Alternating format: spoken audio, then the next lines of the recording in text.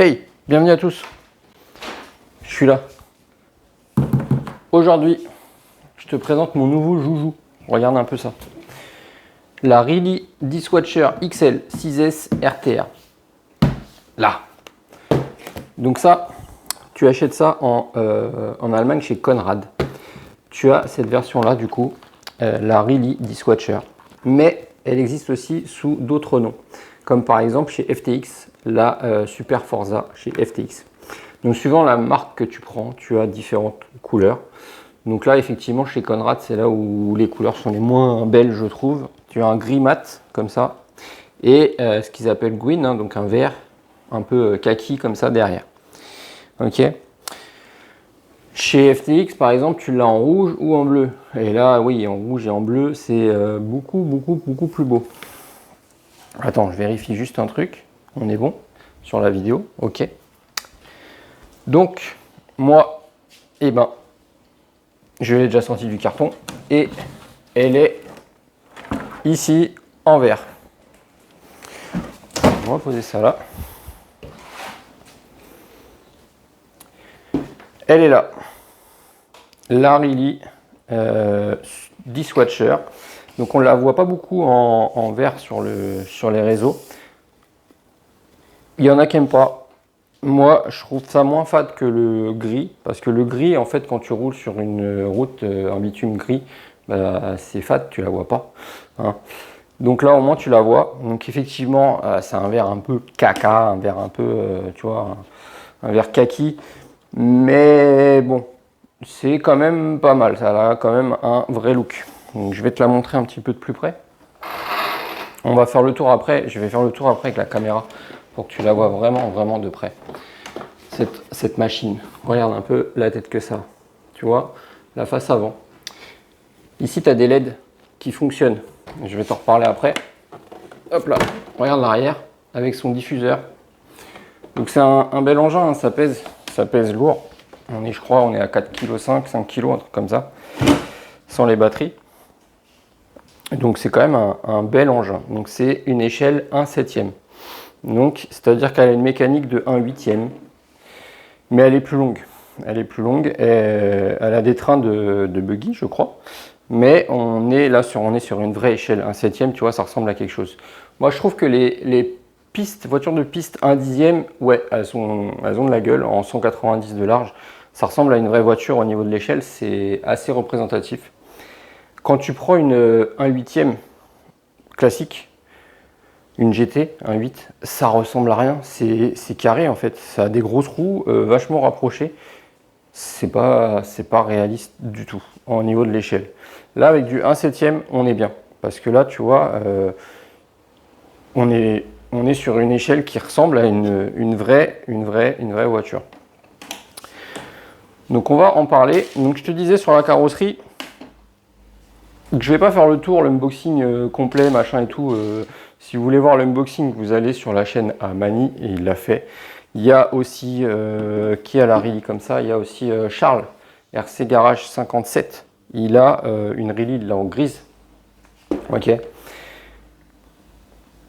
Donc ça, c'est une voiture, je te disais, tu la trouves sur plusieurs marques, plusieurs rebadges. Donc là, chez Conrad, en Really, comme ça, en France, tu la trouves à 480. Tu vas chez FTX, la FTX Super Forza, donc la même, mais avec une carreau rouge ou bleu, qui est beaucoup plus belle, oui, ça, je te l'accorde, il n'y a pas de souci là-dessus. Tu la prends, par contre, elle est à 600 €, ok, elle est plus chère. Et chez Conrad, donc chez eux, si carrément tu as une adresse en Allemagne, tu la payes encore moins cher, tu la payes 400. Et si tu as une adresse, je crois, en Suisse, tu es carrément à 380 €. Ok, donc suivant où tu es, c'est pas les mêmes prix. Donc moi, je l'ai eu en France, chez Conrad, voilà. Donc cette carrosserie, elle a des LED à l'avant. Donc les LED à l'avant, elles sont allumées en blanc tout le temps, quand tu roules. Quand tu braques les roues, tu vas avoir des clignotants qui vont se mettre en route, là et là, à l'avant. Par contre, à l'arrière, ça c'est un peu ridicule, à l'arrière, tu as des lumières aussi, sauf qu'elles ne sont jamais allumées, elles sont allumées que quand tu freines, c'est les feux stop. Donc c'est dommage. Je vais voir si je suis à moyen de mettre, pour qu'elles s'allument tout le temps, comme à l'avant. parce que les feux stop, on s'en tape un peu. Hein, ok. Comme si les concurrents, quand ils sont derrière toi, ils allaient voir, attention, tu freines, et ils vont freiner aussi. Non, non, non, non, non, non. Alors, tu vois, ils ont mis 4 clips, mais ils ont mis aussi des scratchs sur les côtés. Alors, les scratchs, comme ça, c'est plus tendance à se décoller qu'autre chose. Donc, tu vois la carreau, voilà, comment elle est dedans. Elle est belle, hein, quand même, la finition, elle est vraiment, vraiment belle. Tu vois, les petites LED, je vais te montrer de plus près. Là, est-ce que tu vois là? Tu vois qu'il y a des LED ici. Donc, il y a des LED différentes. Celles sur les côtés, c'est les clignotants. Ça, c'est des LED blanches. Et après, derrière, là, tu as des LED ici. Là et là. Ok. Donc, tu vois, là, il y a un gros trou parce qu'il y a un gros diffuseur qui reste sur la voiture, ici. Donc, cette machine, c'est la concurrente, simplement, de l'Arma Feloni. Pourquoi? Parce que déjà, en échelle 1/7, il n'y en a pas 36. Et comme la Arma Feloni, elle a des roues plus grosses à l'arrière, donc plus grosses en largeur et plus grosses en diamètre à l'arrière qu'à l'avant.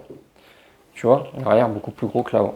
Donc ça veut dire que la démultiplication n'est pas la même dans les diffs entre devant et derrière. Et donc là, ça c'est un petit peu un problème parce que tu ne peux pas mettre ce que tu veux comme roue. Si tu mets des roues qui ont la même taille devant derrière, tu auras un gros problème parce que les roues ne vont pas tourner à la même vitesse. Ok.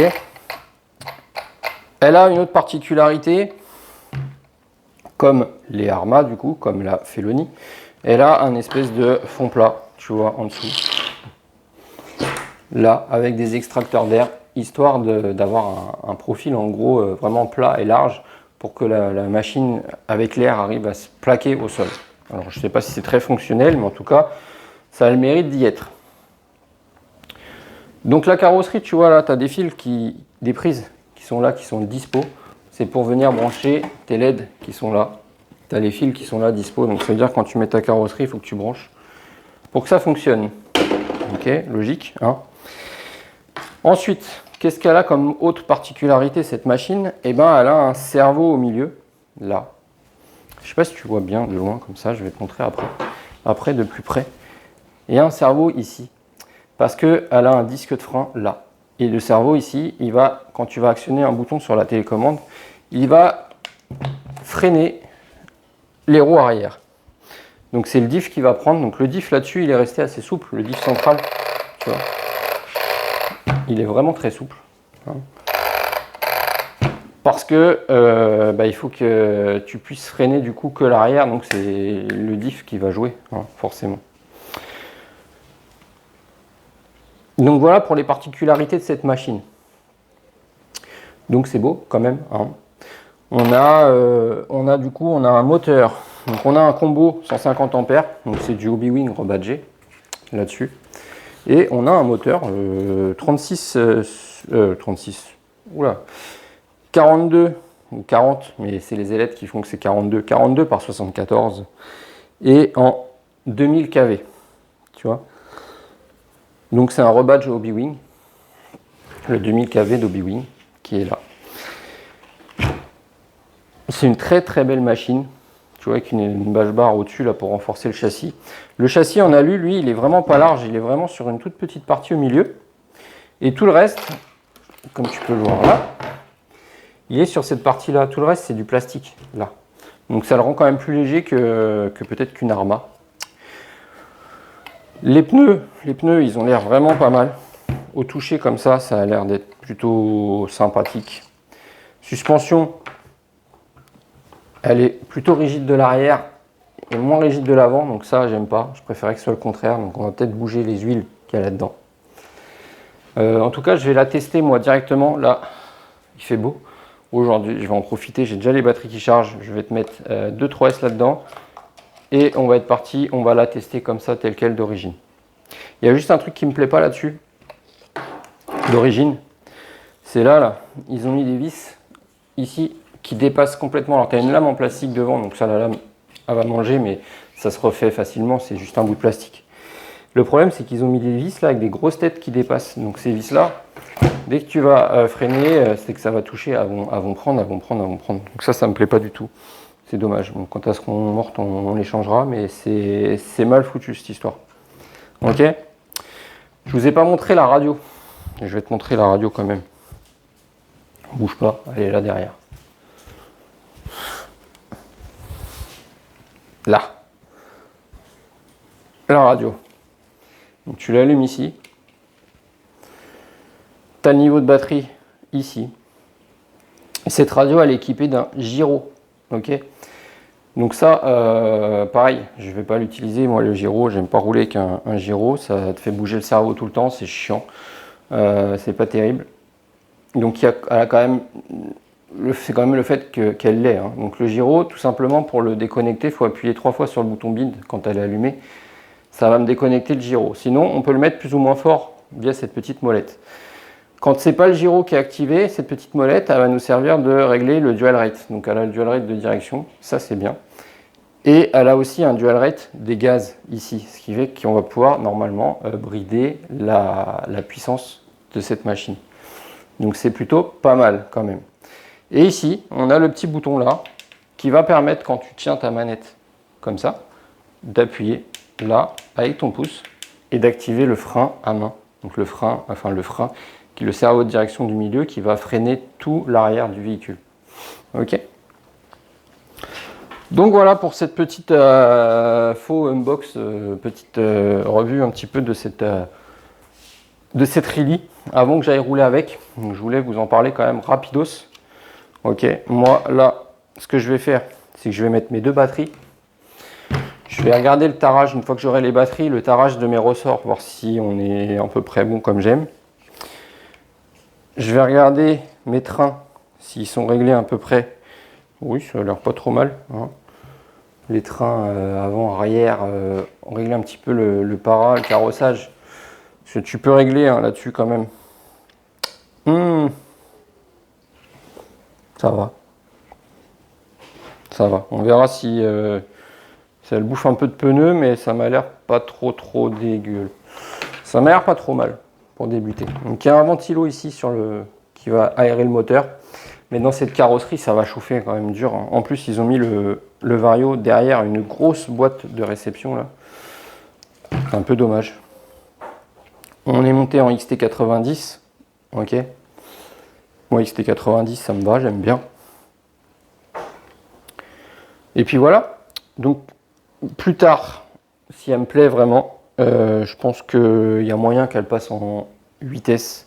Parce que les batteries 8S là-dessus, tu mets ce que tu veux. Je peux même mettre mes grosses Traxxas 8S, 4S, pardon, 2x4S pour faire 8. Parce qu'en gros, le bac à batterie, il n'est pas fermé derrière. Donc, tu as de la longueur de malade pour mettre. Tu as plutôt pas mal de largeur. Tu as juste la corne du cerveau là, qui est en haut, qui, je pense, gêne. Qui arrive juste pile poil au-dessus de la batterie. Donc, si ta batterie est haute, à mon avis, ça gêne. Donc, ça risque de dégager. Peut-être mettre de l'huile plus ferme au centre et dégager ce système de frein pour gagner du poids aussi. Ok. Donc le diff arrière, il est plutôt dur quand même, je trouve. Non, ça va. Le diff avant, il est vraiment bien dur. Donc là, au niveau des diffs, on est vraiment pas mal. Juste le centre qui est... Bon, ça va. Le centre, il est un peu souple, mais ça va, ça va. Au niveau des diffs, je pense que ça va être plutôt bien. C'est plus les suspensions. Pour moi, je suis trop ferme de l'arrière. Mais à voir quand il y aura les batteries dedans. Et je suis trop souple de l'avant. Bon, on verra ça. On a aussi... il faudra peut-être que je limite un petit peu le fait, pour pas qu'elle monte trop à l'accélération, tu vois. Que je limite un peu le débattement des triangles. C'était une petite vis dessus. Donc je vais voir ça en mettant mes batteries, mes petits réglages, mes macaros et je vais aller rouler. Donc je vous laisse là-dessus. Prochaine vidéo, ça sera pour rouler. Là en attendant, regarde, je vais te filmer un petit peu cette belle machine. Et puis bah je te dis ciao, à plus.